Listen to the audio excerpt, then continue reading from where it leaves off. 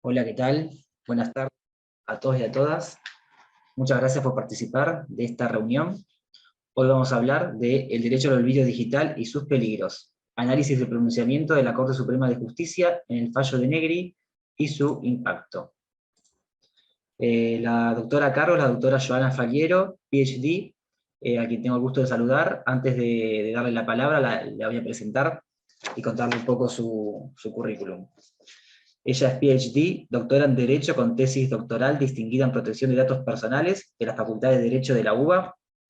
especialista en Derecho y Servicios de Salud, Contratos y Responsabilidad Médica e Institucional, Derecho Informático, con programa de actualización en Derecho del Consumidor Profundizado y abogada en Derecho Empresarial y Privado de la Facultad de Derecho de la UBA. Es directora del programa de actualización en Data Governance, Data Compliance, Infosec y Ciberseguridad de la Facultad de Derecho de la UBA.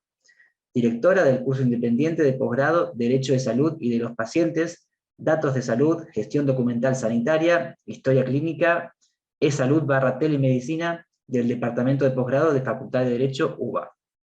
Es consultora internacional y directora de Faliero Attorneys at Law. Y también es autora de 4 libros, entre ellos Historia Clínica Electrónica, El futuro de la gestión documental sanitaria en la era de la e-salud, de la editorial Ad Hoc del año 2018, y de la misma editorial, pero del año 2020, el libro La protección de datos personales. Hola Joana, ya podés hablar. Excelente. Bueno, muchísimas gracias Federico, a vos como siempre por tan generosa presentación y desde ya a Microjuris por generar estos espacios de debate y de masterclass para debatir cuestiones súper interesantes. En ciclos anteriores nos han convocado cuestiones relacionadas al derecho informático, luego, y veo caras conocidas en la audiencia de quienes también han asistido al ciclo de Derecho de Salud y Derechos de los Pacientes, y hoy nos convoca un tema relacionado al derecho informático, que es el tema del derecho al olvido digital. En particular, una cuestión relacionada con este instituto en particular, en lo que respecta a las deformaciones que a veces se receptan en cuanto a la implementación o utilización de la figura en sí misma de lo que es el derecho al olvido digital y para qué fue efectivamente concebido. Pensemos que es, o sea, dentro de lo que uno habla en materia de nuevos derechos en relación a la protección de datos personales. Conocemos derechos clásicos que son los derechos ARCO, de acceso, de rectificación, de confidencialidad y de oposición en materia de datos personales que pueden ser ejercidos respectivamente por los titulares de los datos, y en ese catálogo de nuevos derechos, nuevas obligaciones que también se pueden generar en el ámbito de la protección de datos personales, tenemos justamente el tema del derecho al olvido como una nueva institución que particularmente en muchos lugares se ha ejercido por vía de la supresión de datos específicamente, y que ha cobrado algunos lineamientos desde el punto de vista, podríamos decir, pretoriano en diferentes partes del mundo,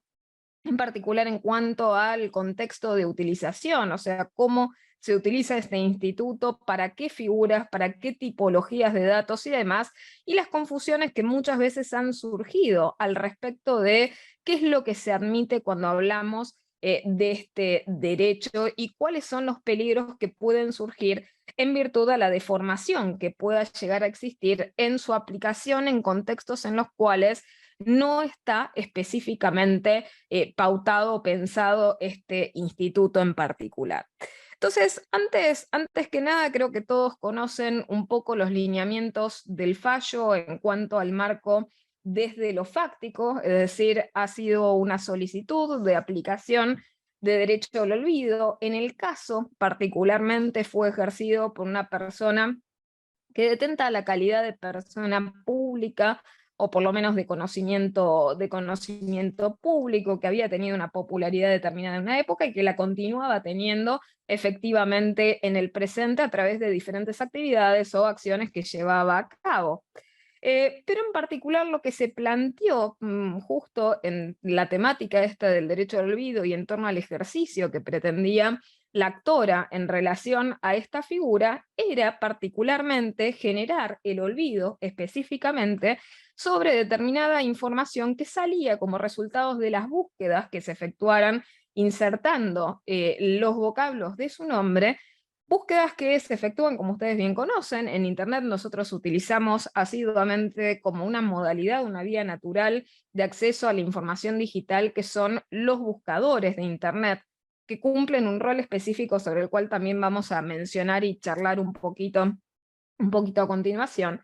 Y era una información que tenía más de 2 décadas en el caso de antigüedad, que se tildaba como perjudicial, antigua, irrelevante, dañina, obviamente para la actora, innecesaria según sus propios términos, y particularmente que refería a un pasado de la misma, que era un pasado, como decirles, no negado, es decir, esto correspondía con información de carácter fidedigno, es decir, no se estaba de ninguna manera controvirtiendo el carácter de veraz de aquello que se estaba solicitando olvidar, sino que justamente no estábamos hablando de información que se busca olvidar de orden falso, sino una información verídica que estaba volcada en Internet, que en su momento había sido consentida, que si bien uno de los argumentos también del actor había sido el tema del consentimiento, de que retiraba ese, o por lo menos retiraba de manera ultraactiva ese consentimiento a la hora de volcar esos datos, lo cierto es que Corte, por lo menos en los fundamentos finales de su pronunciamiento, no ve verificado, por lo menos más allá de que se lo alegue, no fue debidamente probado ningún vicio del consentimiento, de manera tal que uno pudiera llegar, ¿no?, a colegir ese pedido con una voluntad viciada. Por lo tanto, nos trajo un debate al principio, obviamente, en lo que respecta al decisorio de primera y segunda instancia, que fueron decisorios que coincidieron en algunos argumentos y que acogieron parcialmente la demanda. Primera instancia lo realizó con un criterio ampliamente peligroso, en particular, ¿por qué? Porque cuando tratamos un instituto de las características que tiene el derecho al olvido, tenemos que plantearnos cuáles van a ser las características del contexto de aplicación. Es decir, nuestro sistema jurídico no admite ningún derecho, ninguno, ¿sí?, ni el de la privacidad, ni el de la protección de datos personales, como así tampoco el de la libertad de expresión. No se admite ningún derecho de carácter absoluto. Por lo tanto, en este sentido, cuando nosotros nos posamos frente a una voluntad de ejercicio cuasi restricto de derecho al olvido, también este mismo derecho debe ser revisado a la luz, obviamente, del contexto de aplicación, porque tampoco el derecho a la privacidad es un derecho de carácter absoluto y tiene que ser, obviamente, razonado en cuanto también el medio, la proporcionalidad del medio, la razonabilidad y la constitucionalidad del medio que se aplica en función justamente del resultado final que se obtiene a partir de este ejercicio de olvido que se practica a través de medios informáticos. Entonces, primera instancia, para acoger parcialmente la demanda, refirió a un criterio que no es, como decirles, hiperextendible de manera generalizada, y este es el peligro de lo laxo de la argumentación de primera instancia, en particular porque tomó en cuenta criterios de carácter absolutamente subjetivos, que era el criterio del juzgador respecto de la apreciación del valor artístico que se posa sobre aquello que se desea olvidar. Es decir, un criterio que no se basa en la veracidad, sino que se basa en un parecer de carácter subjetivo. Esto resulta muy peligroso, por lo menos nosotros, que tenemos un amplio, como decirles, un amplio espectro protectorio de la libertad de expresión, que es tomado a través del pronunciamiento de nuestra Corte Suprema de Justicia, en particular, la protección especial que merece este derecho, porque nosotros tenemos también un contexto histórico bastante claro en el cual claramente se ha intentado modular y operar sobre la memoria de la gente. Es decir, Latinoamérica tiene una historia bastante conflictiva en cuanto a lo que es el ejercicio del derecho a la verdad, el derecho a la memoria, el derecho a la verdad histórica, todos derechos que tienen que ver con la memoria social, que también es un derecho que menciona el pronunciamiento de corte, y que cuando es modulado de manera exógena a través de herramientas tales como el derecho al olvido, que no fue concebido como una herramienta para la modulación de aquello que se debe recordar o aquello que se permite recordar, sino que el derecho al olvido fue un desprendimiento del ejercicio de la autodeterminación informativa del titular del dato, y en particular atinente a datos de carácter personal que hacen a la privacidad de ese sujeto titular del dato que ejerce ese derecho de autodeterminación informativa. Claramente el Instituto de Derecho al Olvido, frente a cuestiones que yo vengo señalando a nivel teórico hace ya tiempo desde 2014, tiene que ver con evaluar, en primer lugar, el nivel de publicidad, porque hay una diferencia, en primer lugar, desde el punto de vista sustantivo. Si nosotros estamos hablando de derecho al olvido, sobre datos, es un tema, datos de carácter privado es un tema, información es otro tema, e información con elevado interés público es otro tema diferente. Lo mismo sucede sobre respecto del sujeto que ejerce, en el caso, ese derecho al olvido. Es decir, si hablamos de derecho al olvido ejercido sobre datos privados por parte de una persona de carácter privado, es un tema. Cuando hablamos de derecho al olvido ejercido por un personaje privado, pero por sobre datos que han tenido trascendencia pública, hay que ver cuál es el impacto o el interés público que se posa sobre la trascendencia pública de esos datos. Cuando pasamos del calificativo datos a información, que son datos en relación, claramente ahí podemos, ¿sí? Podemos tener una cuestión que tiene que ver con el carácter del interés público, una medida del interés público y una regla proporcional inversa que nos diga que cuanto mayor sea el interés público que existe sobre esa información, o sea, datos en relación, en el caso pertenecientes a una persona que también y sobre la cual también se posa un interés público, porque es una persona de carácter público y cuya vida también sigue siendo pública, entonces el derecho al olvido que se ejerce debería ser más restrictivo y justamente interpretado de manera más limitativa. Por lo tanto, tenemos varias reglas en la materia de derecho al olvido que son muy claras, que son, en primer lugar, distinguir si estamos hablando de datos o de información y de qué tipo de dato y de qué tipo de información nos estamos refiriendo. Una cosa es un dato privado, otra cosa es un dato público, otra cosa es información de carácter privado y otra cosa es información de carácter público. Luego tenemos otra medida para el ejercicio y la interpretación sobre el ejercicio del derecho al olvido, que es el sujeto que lo ejerce. Tenemos personas que tienen carácter privado, personas cuya trascendencia de sus vidas absolutamente transcurre en la privacidad y en el conocimiento íntimo de la comunidad socioafectiva que los rodea. Por lo tanto, al no haber un interés público posado sobre la observación de sus vidas, no tienen claramente ningún tipo, como decirles, de reparo mayor en lo que respecta a olvidar información que absolutamente no tiene ninguna trascendencia de carácter, ¿sí?, público.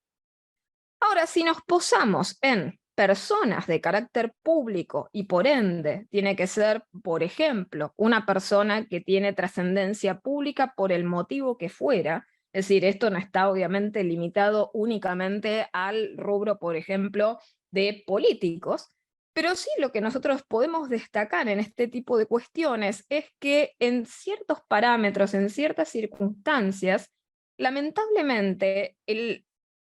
cáliz del derecho al olvido ha ido cobrando alguna suerte de tinte, les diría, de corte elitista. Si nosotros nos fijamos el desmedro que se expresa, por ejemplo, en las argumentaciones del decisorio de primera instancia,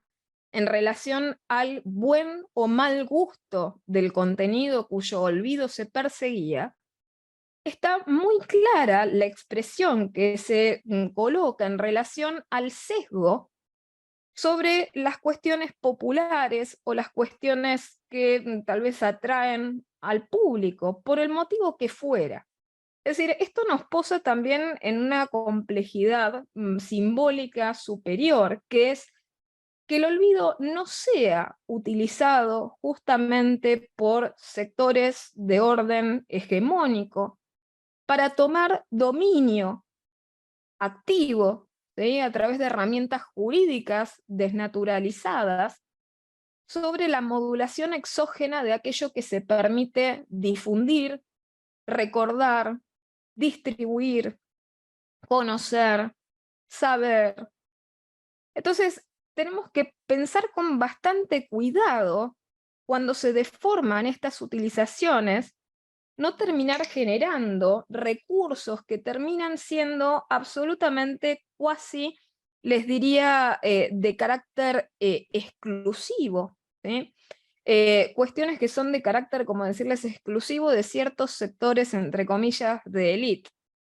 Que son los sectores que van a poder y tienen capacidad de modular el modo en el cual uno, presumiblemente, debe pensar sobre ellos, debe reflexionar sobre ellos, qué imagen tenemos que tener, por ejemplo, en cuestiones personales o no personales que se hubieran divulgado de manera masiva sobre estos sujetos. Y es así donde surge una industria, es decir, cuando hablamos, ¿se acuerdan?, en encuentros o masterclass anteriores, en relación a industrias del juicio, por ejemplo, entre otras cosas, industrias tales como el tema, ¿no?, del amparo de salud, que se ha generalizado como una actividad absolutamente normalizada. También tenemos en este caso eh, la generación de una industria que es la industria del digital cleaning o de la limpieza de los perfiles digitales. Ya habíamos conversado esta cuestión en materia digital de que innegablemente todos en la sociedad en la que nos estamos moviendo tenemos específicamente un perfil de carácter digital. Todos tenemos identidades digitales que se componen, como siempre digo, por los metadatos y los datos que subimos y que también muchas veces se obtienen de nosotros con o sin nuestro consentimiento. El tema es que en estos casos también muchas veces esos perfiles digitales, en el caso más puntual sobre personas en las cuales existe un interés público, también se encuentra nutrido muchas veces por información que estas mismas personas generan. Es decir, no estamos reconociendo en muchas ocasiones, particularmente cuando se habla de manera un poco sesgada sobre la aplicación y cómo tal vez debería haberse aplicado el derecho al olvido y por qué nadie entiende que esta era una aplicación para un caso concreto y que nada tenía que ver con el resto. La realidad es que si se generan resquicios argumentales que son tan laxos y que podrían ser abusivamente aplicados en cualquier otro contexto diferente a este, por más que se esté persiguiendo alguna justicia por preferencia específica en algún caso particular, si se genera una herramienta institucionalizada de abuso de la memoria, ese precio lo va a pagar de manera generalizada toda la sociedad, lo cual es muy, muy complejo. Entonces, este tema del cleaning digital, particularmente, muchas veces lo vemos persistentemente utilizado, en el caso más inocuo, como casos como los que nos trae la Corte Suprema de Justicia, pero en casos, podríamos decir, de un tenor muchísimo más complejo, como lo es cuando se utiliza a nivel político para la limpieza de la imagen, en el caso digital, de políticos que han estado tal vez involucrados en eventos de corrupción, en escándalos públicos, en situaciones en las cuales particularmente si nosotros nos posamos en el derecho del colectivo a saber y a tener memoria histórica en relación a este tipo de cuestiones, deberíamos justamente defender, y por esto la importancia de lo que ha destacado la Corte, en la defensa de la libertad de expresión como el derecho que se encuentra en el vértice de otros derechos desprendidos de esta, tal como sería particularmente el derecho de acceso a la información. Nosotros en este caso vemos muy inocuo, tal vez, un pronunciamiento de primera instancia que remueva el contenido basándose en el carácter chabacano, morboso, o lo que fuera de lo que se aprecia que se debe remover, pero también podríamos tener alguien que también por pareceres subjetivos decida que algo que para nosotros no resulta chabacano lo sea, o resulta insultante y no lo sea. Es decir, sobre la apreciación subjetiva, sobre el valor o disvalor de una información que tiene interés público, es la gente la que opera naturalmente sobre el proceso colectivo del olvido. Es decir, esto que muchas veces se ha señalado como, hasta les diría, el daño autoinfligido que ocurre muchas veces en estas aplicaciones de derecho al olvido e intentos justamente de lograr colocar este instituto en agenda y aplicarlo de manera indiscriminada sobre cuestiones que tal vez no deberían aplicarse, como fue el caso. En particular, nos posan sobre el aceleramiento de situaciones que deberían estar ocurriendo de manera espontánea y natural. El olvido, como proceso, les diría, de carácter neurológico, como un proceso que nosotros tenemos en particular, todos y cada uno de nosotros, de conservación de lo útil y descarte de aquello que nuestro propio cerebro conceptualiza como inútil y procede a olvidar, es algo que ocurre de manera artificial, perdón, que ocurre de manera natural. No se puede forzar de ningún modo de forma artificial. Esto en particular porque si justamente generamos ese aceleramiento artificial en ese proceso, generamos otros mecanismos reactivos que son justamente los que se procuran evitar a través de esa acción. El ejemplo más patente de lo que ha sucedido en el caso es que, particularmente en el caso justamente de la actora, hubiera claramente convenido en relación a lo que estaba sucediendo naturalmente por vía del olvido generacional, que nadie recordara ese tema, porque ya era bastante difícil de ser encontrado, es decir, sin perjuicio que se acusara de que colocando el nombre y realizando la búsqueda en determinados contextos salían estos resultados, lo cierto es que no salían de primera, de buenas a primeras, como decirles, la perfecta información, como sí sale, por ejemplo, ahora, porque prueba de este interés circular es que sucede lo que muchas veces se caracteriza como el efecto Streisand, y de hecho mismo en el caso Costeja González lo vemos con algo perteneciente a una persona de carácter privado, no Streisand justamente por el carácter público que ha tenido y sobre el interés que justamente ese tipo de acción termina reflejando y generando y retroalimentando. En el caso de Costeja González, nosotros sabemos con nombre y apellido, Mario Costeja González, el nombre y apellido de una persona privada que había sido, en el caso, deudora crediticia. Y acá estábamos en un contexto de aplicación absolutamente diverso de derecho al olvido. Estábamos hablando de una persona de carácter privado, en el caso de datos de carácter privado, y aparte datos de carácter privado que respondían a informes crediticios de carácter caduco. Y ahí teníamos un principio, que es el principio de caducidad del dato. En materia de procesamiento de datos, cuando nosotros hablamos de justamente el procesamiento de datos en función del principio de calidad, que nos lleva a procesar datos que tengan adecuación, que tengan vigencia, que sean veraces, que sean correctos a la finalidad de tratamiento, tenemos un principio que tiene que ver con el paso del tiempo, que es la caducidad del dato. Cuando merma esa finalidad de tratamiento, el dato, por lo tanto, caduca, ya no es útil para esa finalidad y por ende, por el paso del tiempo, debe ser suprimido. Y suprimido de manera irreversible, es decir, borrado, eliminado de manera definitiva. Esto es lo que tiene que ver con el principio de caducidad del dato, el cual nosotros vemos muchas veces reflejados en los ordenamientos de protección de datos en lo que respecta al tema del manejo de los datos de carácter crediticio. Pero estos son datos que posiblemente, es decir, nadie discute de derecho al olvido respecto de datos de carácter privado erróneos, apócrifos, falsos, ¿sí? Y nadie discute la aplicación directa del mismo. Ahora, tenemos que aplicar este instituto sobre datos también que han sido en algún momento, ¿sí?, de carácter veraz. Entonces, ese principio de caducidad tiene que ver con que históricamente ese dato era cierto, dejó de ser vigente y por lo tanto, como ha mermado y finalizado su necesidad de tratamiento, su finalidad de tratamiento, en ese momento el mismo debe ser olvidado. Por eso se parece tanto el instituto el tema a la supresión de datos. Y es allí donde nace este leading case del caso Costeja González. No estamos en el supuesto de otro universo, que son los informes crediticios erróneos, sino que estábamos en el caso de un dato veraz de corte histórico que debió haber sido olvidado. Nuestra ley de protección de datos personales respecto de los datos relacionados al tema de informes crediticios también trabaja este tema y particularmente también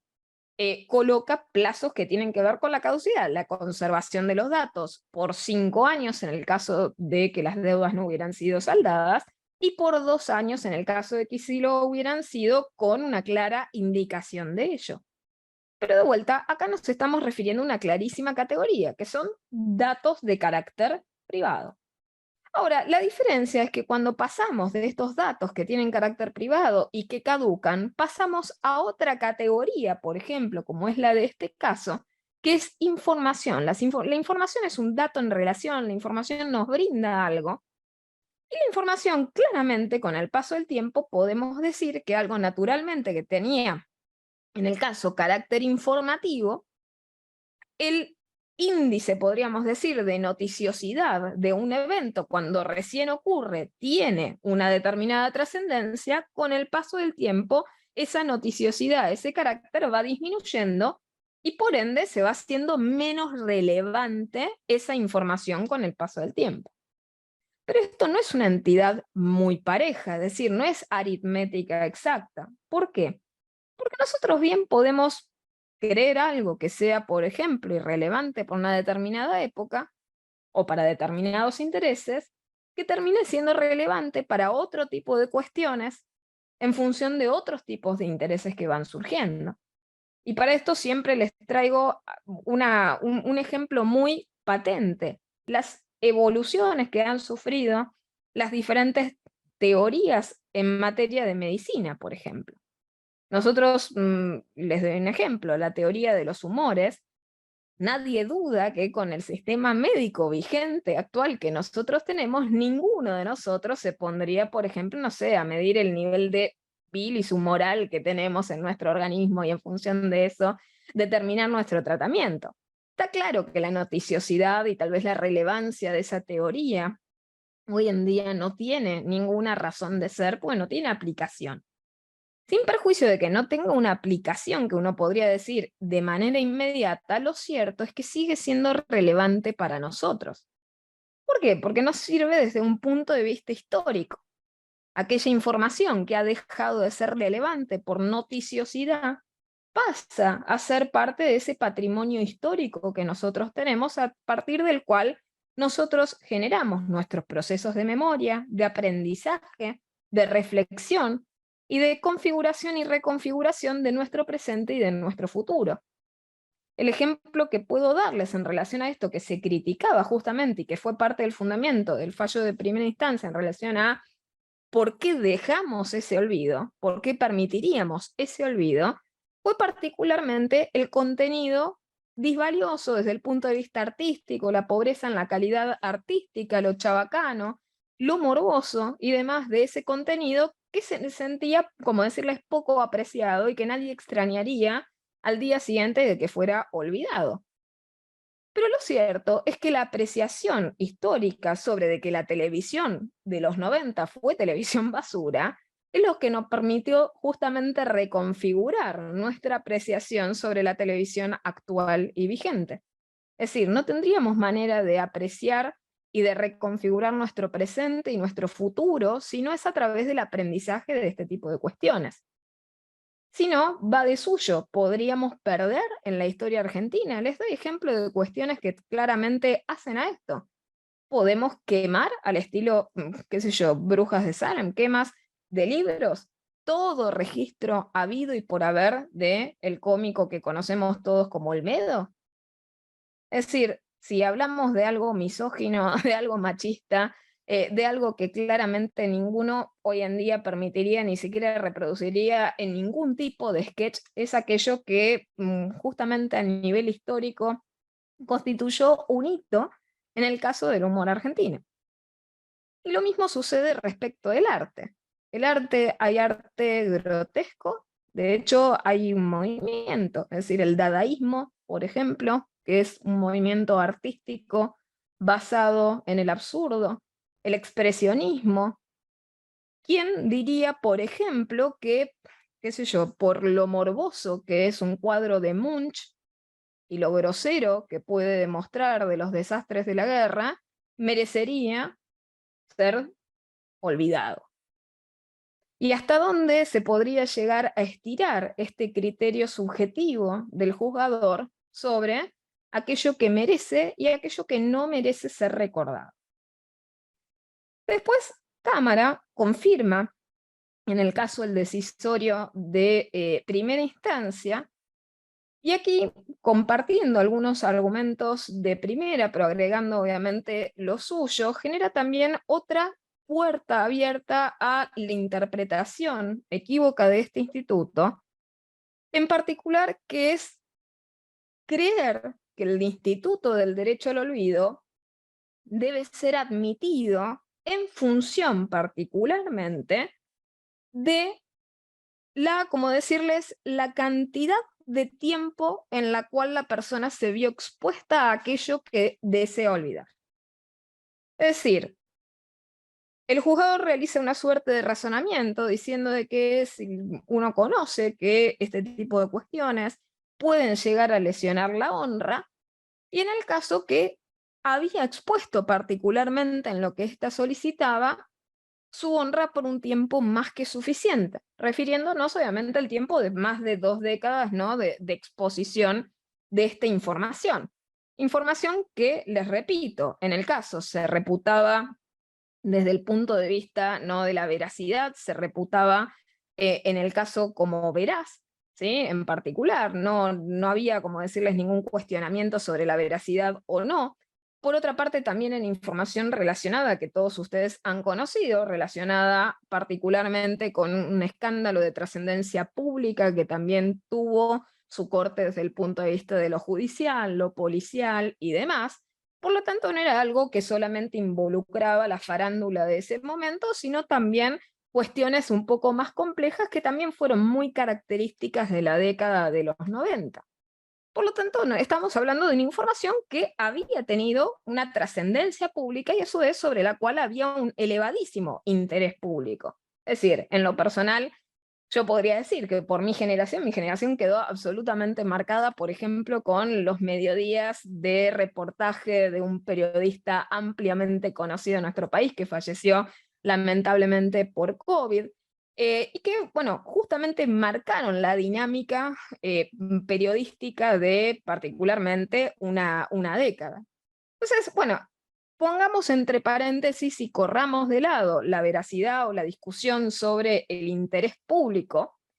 colocarnos en la vara del derecho al olvido en función de la cantidad de tiempo por el cual se expone a algo,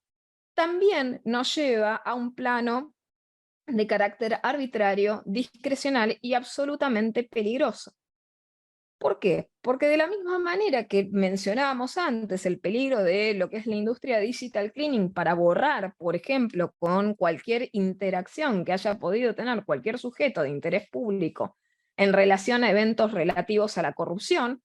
o a eventos que obviamente tienen trascendencia pública, mediática y demás, y que hacen al interés democrático, a la construcción de nuestro criterio democrático en nuestra ciudadanía, lo que también puede suceder es la modulación de la historia en función de la cantidad de tiempo. Es decir, salimos del Ministerio de la Verdad y del Buen Gusto y pasamos a un ministerio que, según el tiempo de la exposición, considera que uno ha sido humillado tiempo suficiente, de manera tal que en función de esto merece ser olvidada esa información sin importar su carácter, sin importar si fue veraz, sin importar si tenía trascendencia pública, sin importar el interés público que existía sobre la misma, sin importar que el derecho al olvido no se ejerce de manera, como decirles, atómica, sino que ese átomo que pide el derecho al olvido, en el caso de información, lo ejerce molecularmente por todos los otros átomos que estaban en esa molécula informativa, podríamos llegar a decir. Que esto la Corte también lo destaca, es decir, no solamente es el actor ejerciendo su derecho al olvido, sino también olvidando tangencialmente, de manera colateral, como una consecuencia indirecta, secundaria, el olvido de otros actores o de otros partícipes asociados tal vez al mismo tipo de noticia que se procura olvidar. Pero el problema de la cuantificación del el ser merecedor de ese derecho al olvido en función particularmente de qué cantidad de tiempo se ha o no se ha expuesto la honra, nos lleva, por ejemplo, a debatir si no se debería olvidar, por ejemplo, una Segunda Guerra Mundial. Porque si ya juzgamos que alguien se expuso suficiente, ¿no? Suficiente tiempo o ha tenido suficiente humillación por 2 décadas o más de 2 décadas, ¿qué tanto podríamos decir aquellas cosas que han sucedido nefastas en nuestra sociedad de hace más de 5 décadas, 6 décadas? ¿Por qué nadie se arrogaría la facultad de decir, bueno, este nieto de este genocida tiene derecho a que se deje hablar de su abuelo, por ejemplo, o de su tatarabuelo? No podemos generar criterios que después son imposibles porque no se han generado como una derivación adecuada del derecho para el caso concreto, particular, y que no tiene ninguna otra flexibilidad que se lo preste para el abuso. Ese es el problema con estos criterios. Y por otra parte, porque para argumentarlos, lamentablemente, en relación a la excusa antojadiza que daba lugar a los decisorios de acogimiento parcial de la pretensión, no se fundaba más que en pareceres de carácter subjetivo. Y lo cierto es que justamente en el caso, en el caso de la justicia en términos generales, el pueblo, la gente, asiste al juzgador por su imparcialidad, no para que el juzgador adopte el posicionamiento, ya sea en el caso por alguna preferencia, como decirles, de carácter personal, o por alguna identificación de carácter subjetivo con alguna de las partes, que el juzgador se convierta en una parte más, o en, como decirles de algún modo, la tribuna de alguno de los dos actores. El juez justamente tiene que aplicar la justicia sobre el caso, pero debe hacerlo desde una posición contemplativa de imparcialidad y no de una parcialidad fogosa que por pareceres subjetivos termine doblegando la argumentación para que esto se acomode a la idea o al parecer subjetivo que tiene sobre una determinada situación. Es decir, en un artículo que he realizado sobre el comentario al fallo de Cámara en particular, he señalado, de hecho, opciones argumentativas que se pudieron haber llegado a explorar en cuestión a profundizar, por ejemplo, sobre el análisis adecuado de la temática del consentimiento informado en relación al tratamiento de datos para plantearnos un plano nuevo de discusión sobre determinadas cuestiones que deberían ser seriamente debatidas y que lamentablemente se eludió su debate por colocar directamente este tipo de argumentaciones de manera tardía, o así les diría forzada o descontextuada, y como bien ha señalado la Corte, sin terminar de probar. Es decir, nosotros en materia judicial tenemos un principio bastante claro, que es quien alega prueba. Es decir, si nosotros alegamos una determinada situación, debemos probarla de manera adecuada, de forma tal que si no queda probada, las meras, ¿no? Como decirles, meras alusiones sobre situaciones que no se terminan de probar, quedan realmente hundidas en la inoficiosidad de lo que se evoca. Entonces, ¿por qué no se trabajó adecuadamente sobre el tema del consentimiento? En el caso consentimiento del titular del dato, en particular en un contexto que se debatía sobre el tema de la minoría. ¿Esto por qué? Porque parte del argumento, en el caso de la actora, sin perjuicio de que no voy a querer meterme en la cuestión del género,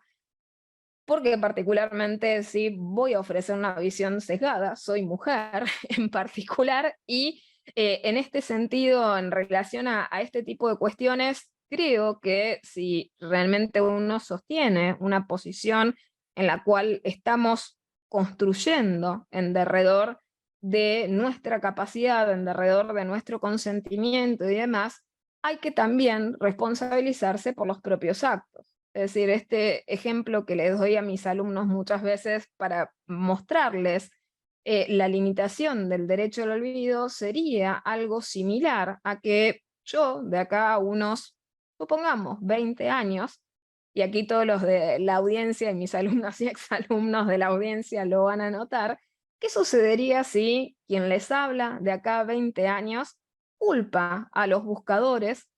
por todas las imágenes que difunden la información de que la misma era abogada? Es decir, ¿qué sucede si yo de acá a 25 años decido no ser más letrada, renuncio a mi profesión y empiezo a creer que es nefasto ser un letrado? Y por ende, busco responsabilizar a alguien por retirar justamente el consentimiento de esa información que yo misma coloqué a circular en esos buscadores. Es decir, hay algo muy fundamental en el ámbito digital que es empezar a debatir en serio, el tema de la teoría de los propios actos en relación al titular del dato, sin perjuicio obviamente que todos los que seguramente han venido aquí conocen mi posicionamiento sobre la autodeterminación informativa y autodeterminación informativa dinámica. Tengo tal vez uno de los criterios más fuertes en relación a la apreciación sobre la protección que se merece este derecho de autodeterminación informativa, pero también entiendo el balance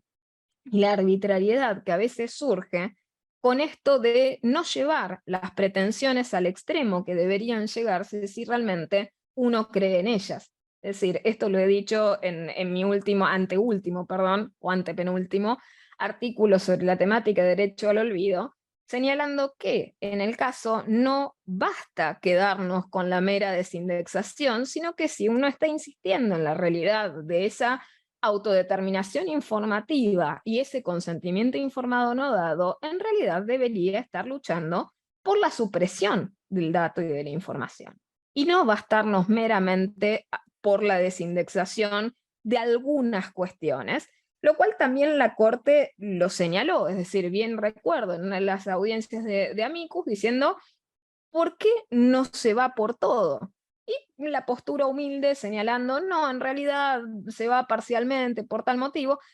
Esa postura no es del todo adecuada, porque si realmente se cree en el derecho en el que se está sosteniendo la pretensión y que se está defendiendo, se debería ir claramente por una cuestión de congruencia por el todo, pero el problema de ir por el todo es argumentarlo bien, y la realidad es que el caso, no teniendo un contexto adecuado de aplicación, no iba a haber forma que examinado con detenimiento y con cuidado iba a salir positivo de ningún modo. Es decir, tenemos un problema bastante fuerte que es que cuando no están dadas las condiciones de contexto de aplicabilidad del caso, como les digo, en particular en relación a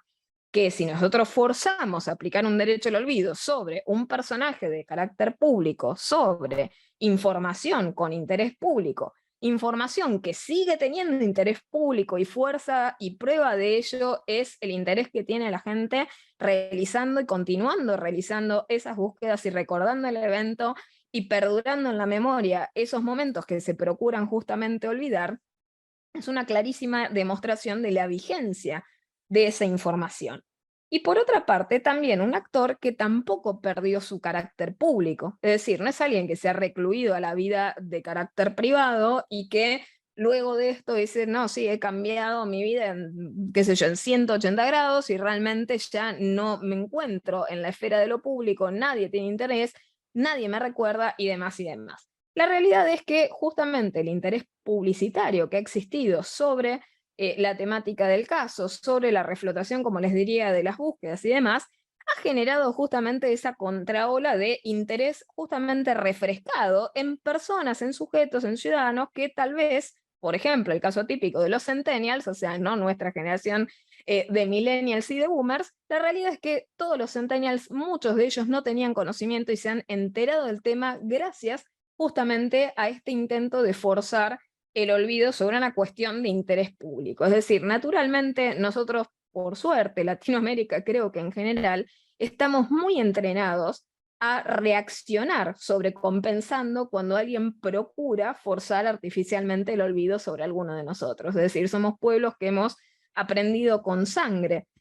la modulación de nuestra memoria y el intento de la censura y otras cuestiones que nefastamente hemos atravesado y vivido como pueblos. Por lo tanto, tenemos una reacción casi instantánea a cuestiones que tal vez tienen tufillo de inconstitucionalidad para nosotros y que nos hacen justamente desplegar estos mecanismos defensivos de recuerdo de ciertas cuestiones. Por lo tanto, me interesaría pasar en particular algunos puntos en relación a la argumentación de corte. ¿Sí? En particular, por la interesante reflexión que hizo muchos, o sea, muchos criticaron el fallo de corte, entendiendo de que el mismo pudo haberse pronunciado más y demás, pero concuerdo con una apreciación que se realizó en un artículo de doctrina en relación a ello. El doctor Caminos había mencionado que era un fallo de carácter minimalista, pero con una apreciación adecuada del minimalismo que tenía la construcción de la sentencia de corte, en particular porque coloca fin verdaderamente a un tema de arbitrariedad. Es decir, no, realmente el gravísimo, gran temor que tenía, por lo menos yo como especialista en protección de datos, y que me daba realmente pánico de este tipo de situaciones en las cuales se lleva al extremo un instituto al punto de romper la cuerda de equilibrio de su utilización, que es esta pseudo, como decirles, obsesión de aplicar un instituto en contexto inadecuado hasta que directamente el, como decirles, el buffer de la aplicación del mismo se quiebre y directamente se cancele ese derecho para todos, ¿no? Entonces, corrimos un riesgo inmenso. Es decir, esto no nos lo deberíamos, como decirles, permitir tan seguido respecto de institutos que en realidad deberían haber seguido su flujo y curso natural en vías a su reconocimiento y demás, y no forzar una situación de peligro que por suerte, por, como decirles, moderación y minimalismo propio de la Corte, no terminó justamente explotando por la negativa. Es decir, si hubiéramos tenido una Corte que hubiera directamente,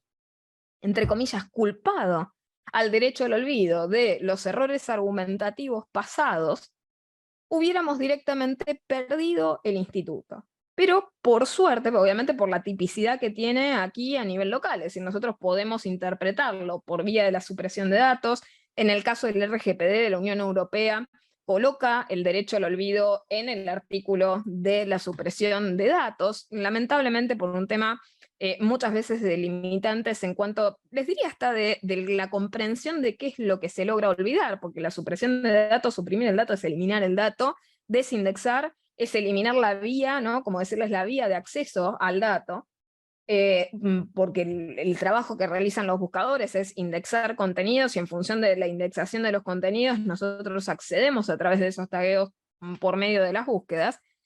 Entonces, no siempre, ¿sí? No siempre el tema de la desindexación termina siendo justamente, ¿no? la mejor vía para llevar adelante este tipo de cuestiones. Y que nos baste tampoco es adecuado. Pero el problema estaba en qué sucedía. Sí, por la tipicidad que nosotros teníamos del instituto, directamente la Corte dijera, no, aquí en Argentina no vamos a utilizar derecho al olvido por tal y tal motivo, y por otra parte sustentando obviamente este tipo de cuestiones en las aplicaciones previas y en los criterios previos. Con mucha precisión la Corte decidió, les diría, de manera elíptica en torno a ponderar la cuestión federal a través del tema de la libertad de expresión, atravesar varios argumentos y varias cuestiones que, por la interpretación de los que dicen, nos permiten construir y hacer algo parecido a lo que sería ingeniería reversa de lo jurídico, de cuándo sí deberíamos estar pudiendo a futuro aplicar este instituto del derecho al olvido. Que esto es lo interesante del trabajo que ha hecho la Corte en un momento cuasi inflexivo en el cual, si seguía la atención de lo que se solicitaba y por otra parte de lo que se había argumentado en primera y segunda instancia, pudo haber tenido un argumento negativo mucho más reactivo y menos contemplativo. Por lo tanto, es muy destacable la labor de moderación y, como se ha bien dicho en ese artículo que les citaba, de minimalismo judicial en relación a cómo efectuar ese pronunciamiento. Entonces comenzó obviamente la Corte a lo largo justamente de todo su decisorio desplegando la temática de la libertad de expresión, estableciendo obviamente su fundamento, su preponderancia, su protección desde lo constitucional, y en relación a esto la presunción de inconstitucionalidad de todo intento que se pudiera llegar a realizar en materia de censura previa. Entonces, esto nos permite reflexionar de que ese derecho al olvido sí va a poder ser ejercido, conforme a la interpretación de la Corte, futuramente en aquellos contextos en los cuales no se encuentre lesionada, como si sucedía en el caso, la protección a la libertad de expresión, cuya importancia a nivel constitucional fue ampliamente reconocida y que nosotros bien sabemos en nuestro ordenamiento que cualquier tipo de restricción, sanción o limitación tiene que tener una interpretación de carácter restrictivo, porque toda censura previa sobre las mismas padece, en términos de la Corte, de una fuerte presunción de inconstitucionalidad. Pero no se detiene solamente en lo dogmático jurídico, sino que se mete también a hablar de la importancia de Internet, lo cual es bastante interesante porque se destaca a través de los argumentos y mismo de las reflexiones en la parte infine del pronunciamiento de Corte,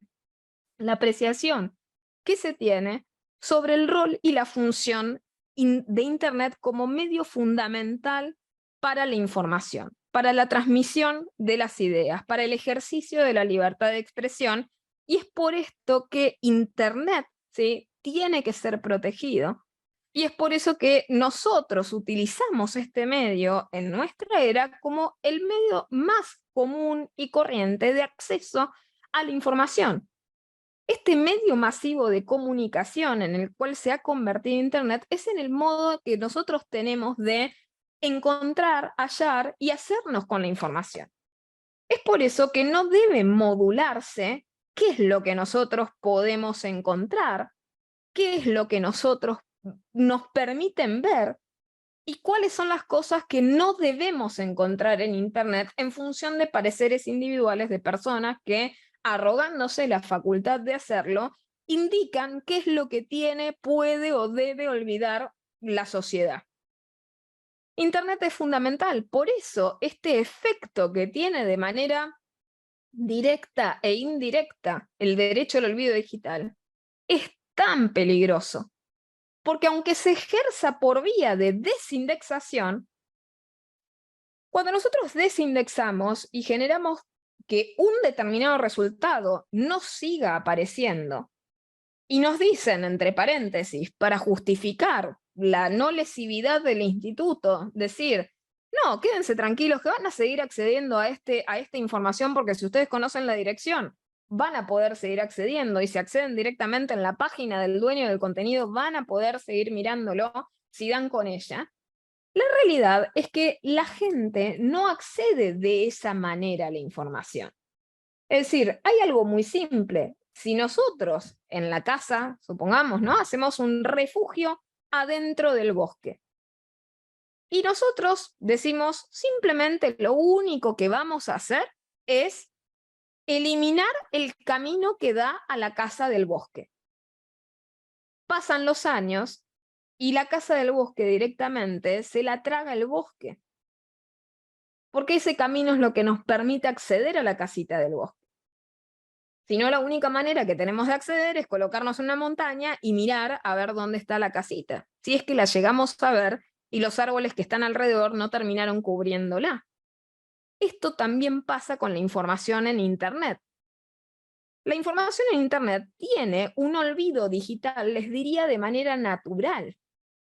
Por el recambio tecnológico, no solamente por la falta de tráfico, por la falta de clics, por la falta de interacciones. Por lo tanto, existe un ciclo de olvido digital natural. Pero ¿qué pasa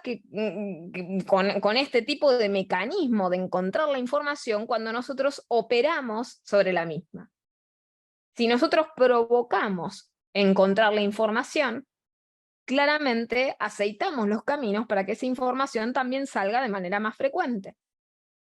Esto es lo que se entrena con los algoritmos, es decir, los algoritmos se van alimentando de las interacciones de la gente. Por lo tanto, cuanto más la gente busque algo, más a flor, como decirles, de la superficie de Internet va a estar. Entonces, si nosotros provocamos antes de una solicitud de este estilo que la información justamente recupere interés, aquello que tal vez se iba a olvidar naturalmente por el paso del tiempo, de golpe termina siendo un contenido fresco y relevante para ese circuito informativo. Entonces, hay mucha complejidad en esto de operar sobre Internet y es por ello que, a pesar de todos, ¿no? Todos los debates que se han dado en derredor de cómo meterse, ¿no? a regular el tema de los contenidos y demás en Internet, siempre ha sido y siempre ha ganado el debate la libertad de expresión. Los buscadores son justamente un actor súper importante en este acceso. Y ahí sabiamente la Corte se coloca al costado de este debate diciendo que esta cuestión no zanjaba y tampoco cerraba el futuro debate que se pudiera dar en la materia sobre justamente la responsabilidad de los motores de búsqueda. Porque los motores de búsqueda ejercen un rol fundamental en el ejercicio de ese derecho a la libertad de expresión por vía del ejercicio del derecho de acceso a la información. O sea, los motores de búsqueda son el mecanismo más natural con el cual hoy en día nosotros accedemos a la información online. Entonces, los buscadores arrojan esos resultados de la información que busca la gente y son un fiel, como decirles, reflejo del interés manifiesto de la gente, porque el resultado, la aparición de esa información tiene una conexión directa con la presencia, la persistencia en los resultados de búsqueda y demás. Pero algo bastante interesante que dice la Corte es, y esto lo señala más al finalizar, que este tipo de cuestiones no hacen a luego seguir debatiendo particularmente estos temas en relación a la responsabilidad por los algoritmos. Porque tenemos un gran, como decirles, un gran elefante en el cuarto, que es el tema de los algoritmos, la responsabilidad objetiva por los mismos, las técnicas riesgosas de procesamiento de datos, que son todas cuestiones sobre las cuales se va a tener que debatir, al igual con el tema de la responsabilidad cuando se utilizan algoritmos de inteligencia artificial, por el tema del sesgo algorítmico, y otras cuestiones que también hacen, por ejemplo, entre otros temas, al debate sobre la ética de datos, ética de los algoritmos, ética de la inteligencia artificial, y justo, ¿no? Otro punto bastante delicado que a mí me gusta referirlo en relación a estas tres cuestiones que mencionaba de la ética, ética y ética, lo que es el data ethics washing, que no lo menciona la Corte dice, bueno, hay conferencias, hay debates sobre este tipo de cuestiones, pero también tenemos una fuerte injerencia de la industria en estos temas que nos lleva a debatir como cuestiones o lineamientos de carácter o de orden ético ciertas cosas que en realidad son de corte normativo legal. Es decir, no es opcional cumplir con la ley de protección de datos personales, no es opcional cumplir con el principio de calidad del dato, no es opcional ni para los buscadores ni para nadie cumplir o no cumplir con el respeto de la autodeterminación informativa de los titulares de los datos. Es decir, este debate que se tiene que posar a futuro de manera muy seria sobre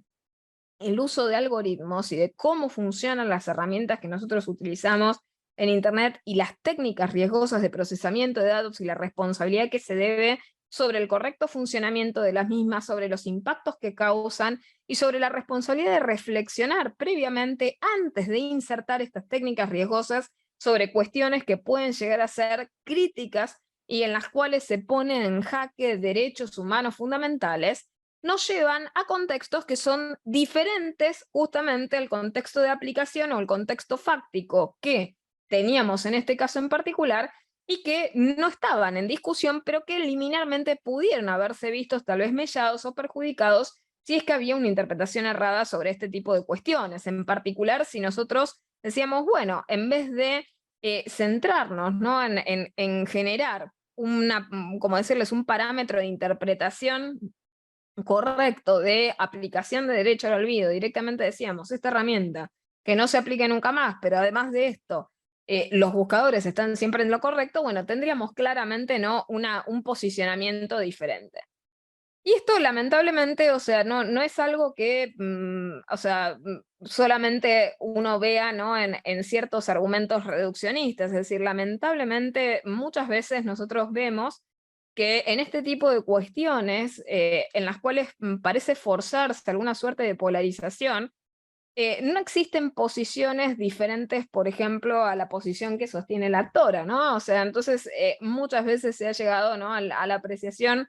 pseudo reduccionista de todo aquel que no hubiera apoyado aplicar el derecho al olvido en el caso es retrógrado, no comprende del tema y si no es abogado de la demandada. La realidad es que no todo el planeta que piensa de manera diferente es abogado de un buscador, es decir, es bastante primario creer que por tener un criterio jurídico diferente,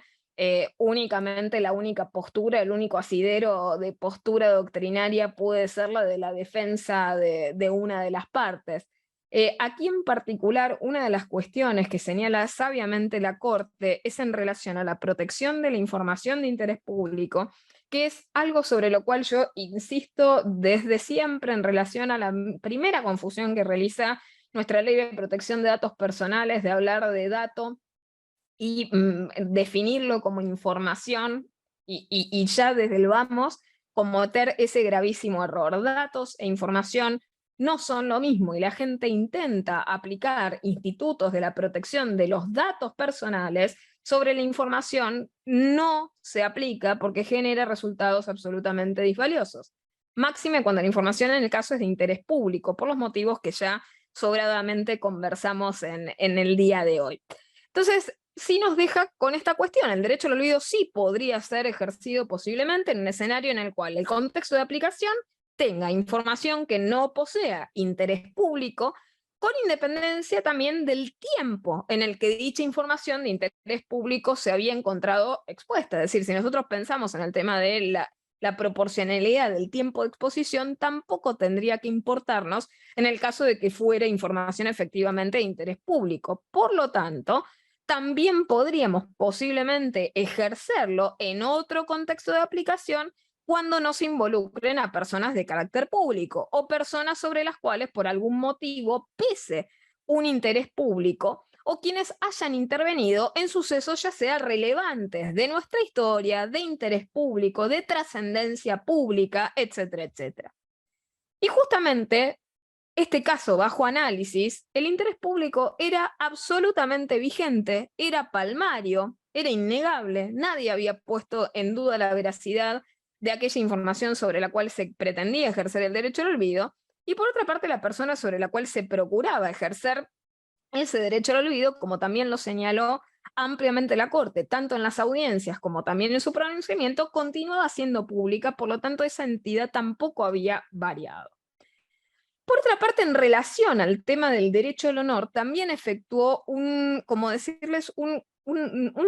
descripción, ¿sí?, en particular sobre el tema de la reflexión entre las lesiones al derecho al honor, este tema de la lesividad sobreviniente, es decir, porque no se configuraba ab initio, sino una lesividad que vino con el paso del tiempo, y en este caso una aplicación, o sea, lo que se perseguía o la interpretación de lo que señalaba la Corte de aquello que se estaba persiguiendo era justamente la aplicación, en el caso de ese derecho al olvido, en función de un honor que se vio lesionado particularmente con el tema del paso del tiempo. Entonces, ¿en qué escenario sí podría ser posiblemente ejercido para verle también, en el caso, una interpretación positiva a los lineamientos de Corte, que sí podría ser ejercido de forma futura en un contexto que no implique priorizar el derecho al honor por sobre la libertad de expresión? Es decir, nadie está diciendo que el derecho al olvido no puede ejercerse a futuro basándose en este tipo de cuestiones, pero no se lo puede forzar, ¿sí?, como una herramienta de modulación de la reputación por cuestiones que son absolutamente personalísimas y que involucran a personas de carácter público o que involucran materias o cuestiones de interés público, porque esto es nuestra garantía esencial como sistema republicano.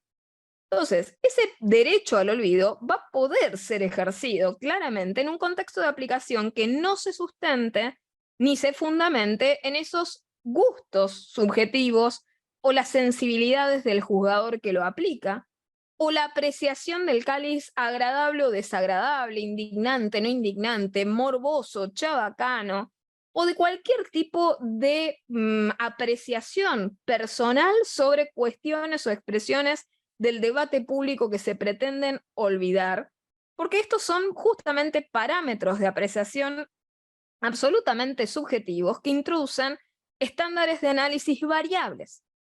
Este era el problema sustancial de por qué uno criticaba los fundamentos y las apreciaciones de los juzgadores precedentes, tanto de Cámara como en un primer momento, primera instancia. Porque esos parámetros, si bien tal vez pudieron haberle hecho justicia en el caso concreto, lo cierto es que no era un parámetro que no pudiera a futuro ser adoptado por cualquiera y estirado en otro contexto tan inadecuado o peormente inadecuado a este que juzgábamos. Entonces, ese derecho al olvido no puede admitir esos razonamientos de esa naturaleza que estén basados en puntos de vista particular. Y realmente uno espera más del juzgador que simplemente ser un traductor en acciones de su punto de vista individual. Esperamos imparcialidad, esperamos realmente la materialización o la corporización de la justicia, del derecho, y no de cuestiones subjetivas de identificación primaria, intuitiva, sobre pareceres de orden personal. Porque se abre esa puerta a la arbitrariedad y esto debilita sustancialmente la protección de la expresión. Después, otra cuestión que también apreció la Corte, súper interesante, en particular, que es el tema del derecho a la privacidad, que es también una herramienta, como decirles, una herramienta no típica para juzgar negativamente estas cuestiones, tal como es la cuestión de género, ¿no? O sea, esto de decir, bueno, no, acá hubo una afectación, ¿no?, al tema de la privacidad, y la realidad es que no hay afectación al derecho a la privacidad. O sea, claramente si nosotros, por nuestra teoría de los propios actos en un sistema, en el caso, evaluando particularmente el tema de la minoridad, pensemos que en un sistema de minoridad que antes tenía un quantum de 21 años, y cuando una persona dispone con sus datos de manera lícita, teniendo 18, 19, 20 de los 21 años, está disponiendo, ¿sí?, claramente con un consentimiento de carácter válido. Tal es el punto de que hoy en día un niño, niña, adolescente, es decir, si no, no existirían TikTokers, esto simplemente para reflexionarlo, es decir, hoy en día que nos estamos yendo a una sociedad absolutamente hiperdigital, en el caso en el que todos los centennials tienen cuentas como decirles, de redes sociales les diría, desde la panza de o sea, antes de nacer, y de allí en adelante. Lo cierto es que si empezamos a concebir que nadie puede disponer de manera lícita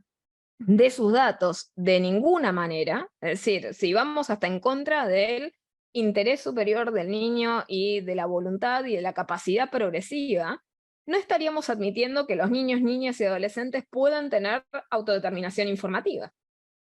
Lo que sería también retrógrado, es decir, posarnos también en una posición, como decirles de alguna manera, que nos lleve hasta decirles,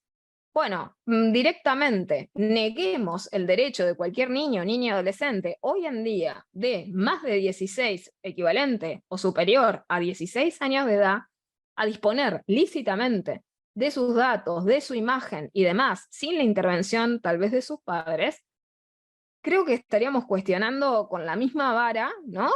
Todo, ¿no? Deberíamos tener al menos esa, como decirles, esa decencia de juzgar a todos con la misma vara. Es decir, esto mismo que yo les decía al principio con el tema del elitismo y lo hegemónico del ejercicio del derecho al olvido.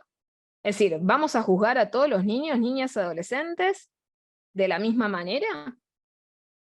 ¿O vamos a generar una selectividad de algunos que han sido históricamente más débiles que otros? Esa es otra gran pregunta para hacerse en estas cuestiones. Es decir, si nosotros admitimos que un niño, niña, adolescente, y de hecho esto está hasta en, les diría, panfletos de distribución de carácter público hasta de UNICEF en materia de derechos de los niños, niñas y adolescentes, si permitimos que los niños puedan difundir de manera lícita y disponer de sus datos personales lícitamente desde los 16 años en cuestiones que no resulten lesivas a estos, y por lesivas digo lesivas realmente, no lesivas por una renovación de la autoapreciación personal, sino verdaderamente lesivas, sino también generaríamos otra cuestión de otro parámetro de interpretación subjetiva. Deberíamos revisar prácticamente no sé, más del 50% del contenido que está volcado en todas las redes sociales, en todo internet y demás. Y lo que les pregunto a continuación de eso, sin perjuicio obviamente de que ningún buscador, y creo que los que me conocen un poco de manera un poco más realista saben que he sido la que ha denunciado a Meta por los cambios de términos y condiciones, por lo que ningún buscador está a salvo conmigo, como así tampoco ninguna red social y demás. Lo cierto es, ¿qué nos quedaría de Internet al día siguiente cuando cualquiera antojadizamente esté modulando qué se puede pensar o ver sobre uno? De lo que nosotros promiscuamente hemos volcado de manera sistemática desde los 16 años en adelante en todos estos medios. Es decir, no tendríamos directamente el Internet que tenemos hoy en día.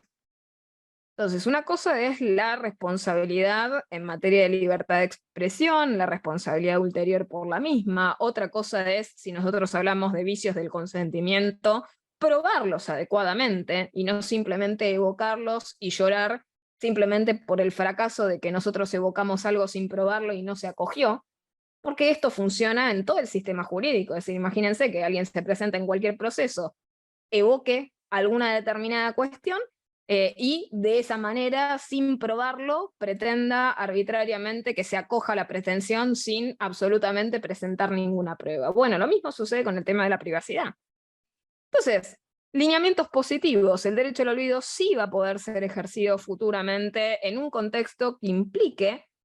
una probada y una verificada afectación de la privacidad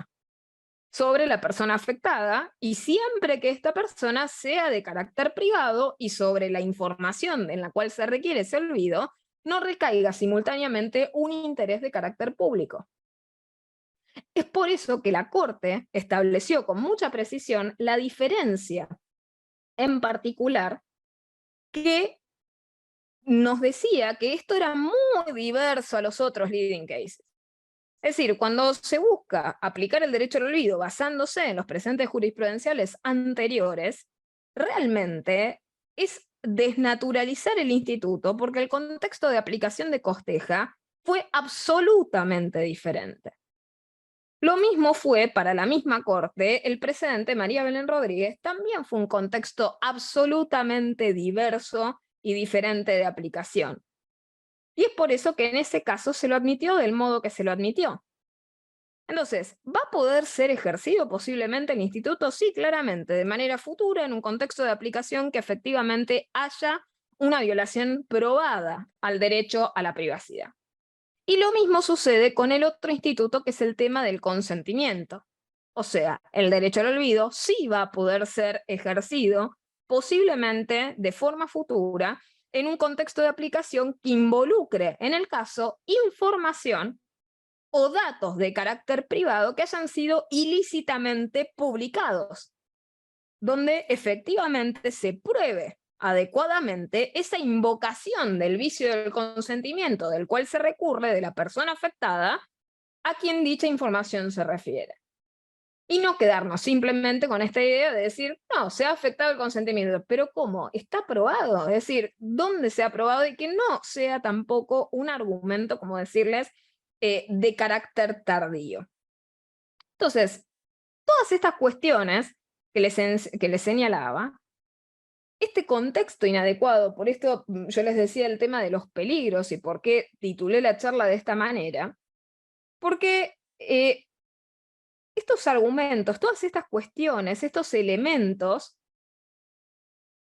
fueron justamente establecidos por la Corte. Es decir, no fue algo generado, fueron situaciones que fueron lineamientos observados detalladamente por la Corte, que surgían palmariamente del caso. Ahora, nos hace apreciar, les diría, de modo reflexivo,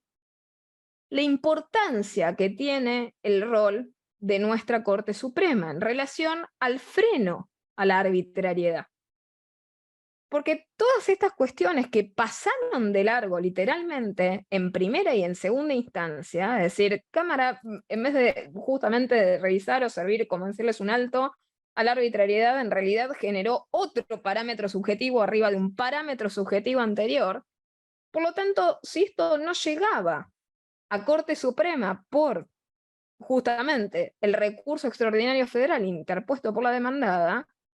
teníamos realmente una bola de antecedentes, una gran bola de nieve de antecedentes de carácter absolutamente subjetivos. Y ahora lo llevo también al supuesto hipotético que en el caso de que la Corte hubiera fallado, imaginemos, hubiera fallado positivamente a favor de la aplicación del derecho al olvido, el peligroso camino que estaríamos recorriendo hoy. Porque se hubiera puesto realmente en peligro el sistema entero.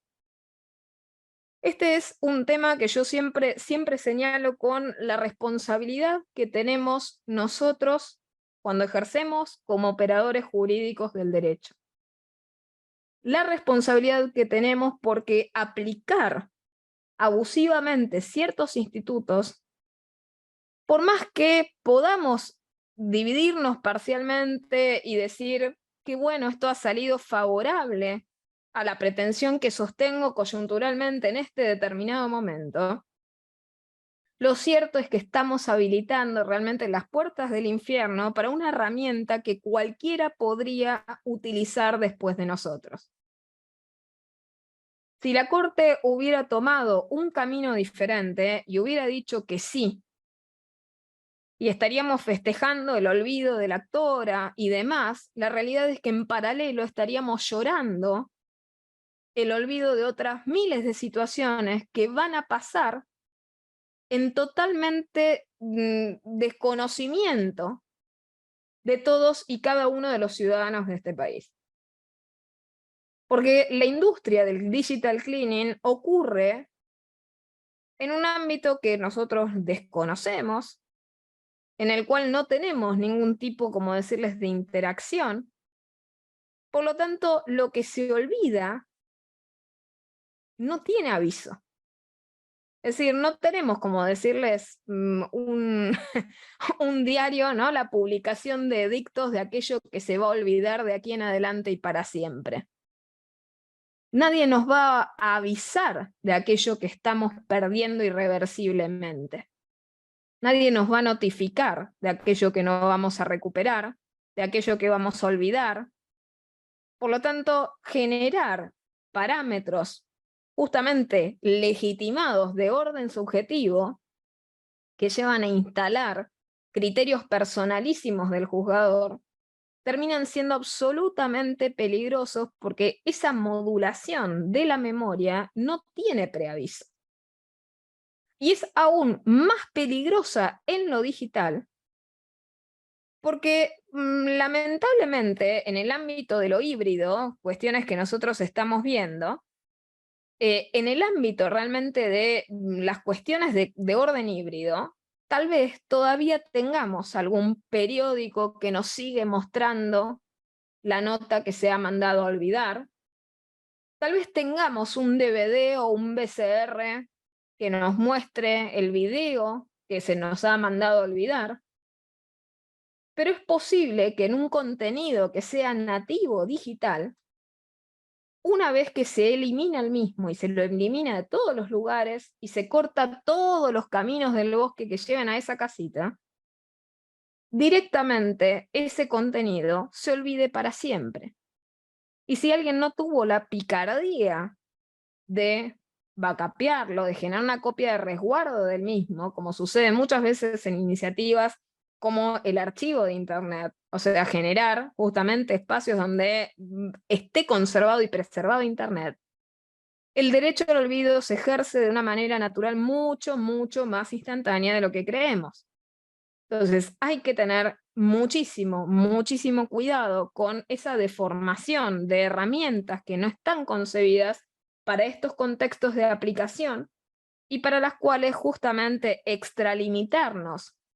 en este tipo de cuestiones nos lleva a construir realmente un golem que después no vamos a poder controlar. Esto es lo que yo muchas veces me gusta hablar, ¿no? De la sociedad de hipervigilancia y la sociedad de control, que despliega mecanismos sobre lo sistémico. Y la realidad es que esa sociedad de vigilancia y de control no solamente se posa sobre el control de las individualidades, la vigilancia electrónica se posa sobre el control de aquello que nosotros debemos o podemos decir en el caso, por ejemplo, por las redes, y el derecho al olvido también es una herramienta más de esa sociedad de vigilancia para modular aquello que es merecedor de nuestra memoria y aquello que debe ser olvidado y sacado de circulación para que no sea recordado. Eso es lo que hace la sociedad de vigilancia, esa hipervigilancia, ese control minucioso de las individualidades, ese control quirúrgico de aquello que uno puede decir, no puede decir, ya lo tenemos en cómo se va coartando nuestra libertad de expresión con la autocensura del discurso en las redes sociales, donde las personas ya no se pueden permitir un animus iocandi por el simple hecho de que están sometidos a la vigilancia electrónica, a lo que nosotros conocemos como ciberpatrullaje y otras cuestiones, que llevan a que las personas tengan que modular aquello que antes era libre expresión. Y actualmente tenemos otro mecanismo de control, que es el olvido digital. No solamente coartamos qué es lo que se puede decir, también modulamos de manera exógena y nos metemos en las individualidades sobre qué es lo que tenemos que pensar y sobre qué es lo que tenemos que recordar. Es por eso que en esa lucha, o sea, contra esa omnisciencia, les diría, de carácter invisible que ejerce este aparato, tengamos mucho cuidado de generar permisiones de herramientas que pueden ser utilizadas abusivamente. Realmente necesitamos recuperar, en el caso de los juzgadores, la humildad y la separación de esa, como decirles, emocionalidad, les diría, con las causas, y entender que su rol realmente es un rol de responsabilidad, despojado de esas interpretaciones de carácter personal. Y es en ese campo en el cual, sacando esas ambiciones personales que muchas veces ponen en peligro el sistema, como se ve paradigmáticamente con este caso, vamos a permitir realmente que crezcan con fertilidad esas ideas y razonamientos que realmente van a permitir que estos derechos que nosotros queremos que se consoliden, avancen realmente a un reconocimiento de orden real, espontáneo, natural y no forzado. Así que les agradezco realmente muchísimo. Allí estoy viendo comentarios en el chat. Muchísimas gracias. Realmente también gracias porque es un récord, o sea, hemos compartido todas charlas previas, pero esto es un récord para lo que es la feria. Estar en feria hasta las 18:30 y también es un récord de longitud de la masterclass. Así que bueno, realmente muchísimas gracias a todos por conectarse, por acompañarnos tanto por aquí como por Facebook, y nuevamente un placer verlos. Gracias por todos los agradecimientos que están enviando, muchísimas gracias por conectarse. Y gracias también, obviamente, a Microjuris, como siempre, por el espacio. Federico, te doy la palabra. No, gracias a vos, Joana, por la exposición. La verdad que están todos muy contentos, ya estamos viendo los mensajes. En Facebook también te dejaron 3 comentarios agradeciéndote, diciéndote genia total. Así que bueno, después podés verlos.